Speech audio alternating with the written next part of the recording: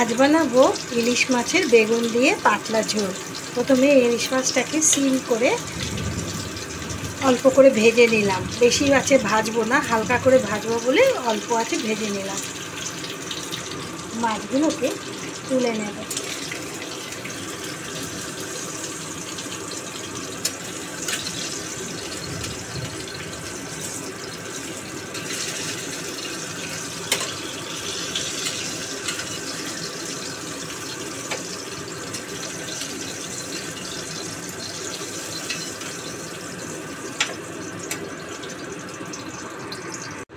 মাছগুলো ভাজা হয়ে গেছে। এবার ঝোল করার জন্য কড়াইতে বেগুন ভাজবো প্রথমে, তাই জন্যে 1 চামচ 2 চামচ তেল দিলাম। এবার তেলটা গরম হলে এতে কালো জিরে ফোড়ন দিয়ে বেগুনটা দেব। তেলটা গরম হয়ে গেছে, ধোঁয়া উঠছে। এবার আমি এতে কালো জিরে ফোড়ন দিলাম,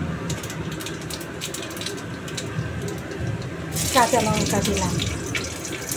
এখানে নেড়ে চেড়ে বেগুনগুলো দিয়ে দিলাম।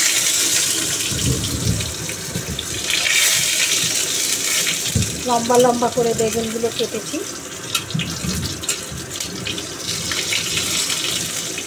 খুব তেল ছিটছে, গরম তেল।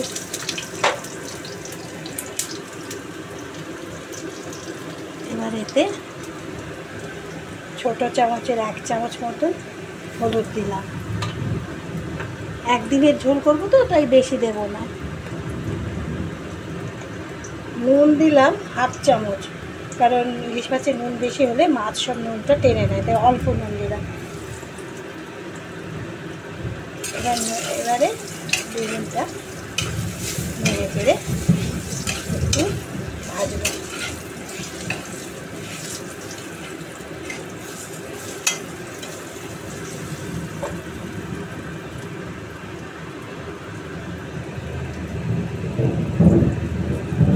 একটু ভাজবো, তারপরে মশলা দেবো। বেগুনটা মোটামুটি লাল করে ভাজা হয়ে গেছে।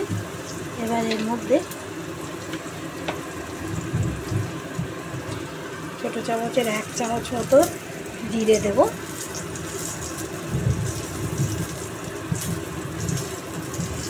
ছোট চামচের 1 চামচ মতো লঙ্কা দেব। আর নুন তো আগেই দিয়েছি, নুন আর দিতে হবে না। এবার একটু জল দেবো মশলাটা কষাবার জন্য। জল দিয়ে মশলাটা কষাবো।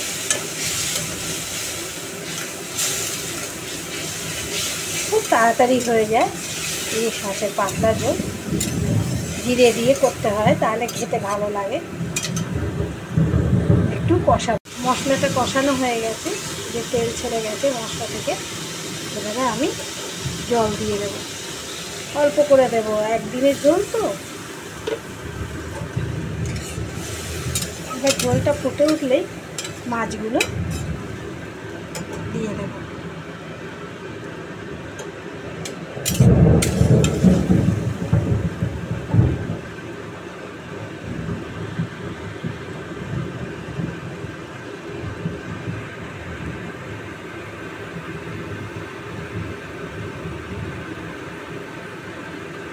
ঝোলটা ফুটে উঠেছে, এবার মাছগুলো দিয়ে দেবো। এক এক করে সাজিয়ে দেবো।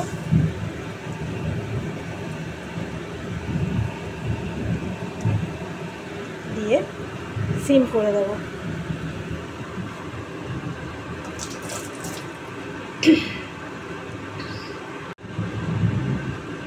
সিম করে ঢাকা দিয়ে দেবো।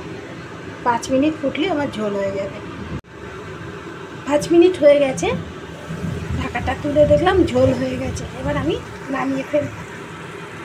ইলিশ মাছের পাতলা ঝোল হয়ে গেছে। বন্ধ করে দিলাম গ্যাস। এবার নামিয়ে ফেলব।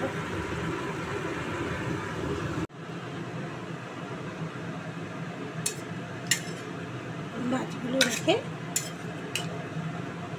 অল্প করে ঝোলটা ওপর থেকে আস্তে করে ঢেলে দেব।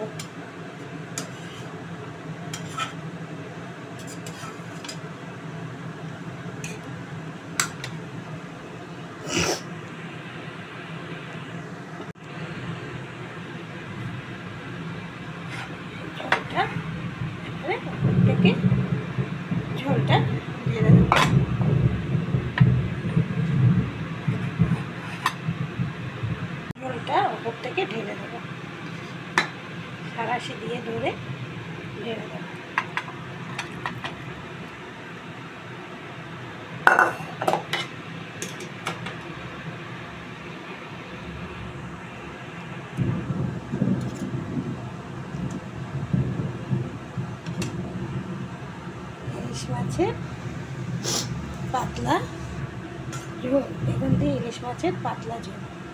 আপনারা চাইলে আরও বেশি করে জল দিয়ে আরও টালটালে ঝোল করতে পারেন যারা হালকা খান।